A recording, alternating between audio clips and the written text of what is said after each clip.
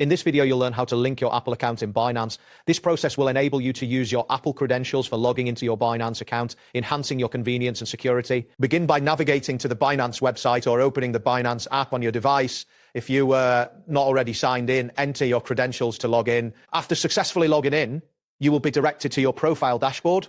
From this dashboard, look for an option labeled Accounts or Security Settings. Click on it to access the relevant settings. Once you are in the Settings menu, locate the section titled Linked Accounts.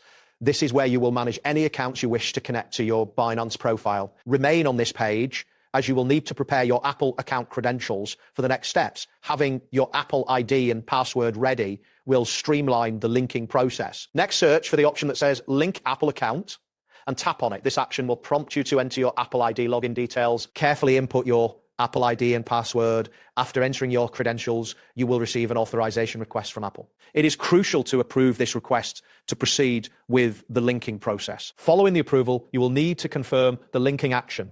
This step is essential as it finalizes the connection between your Binance account and your Apple account. After confirming, you may need to wait for a brief moment while the system processes your request.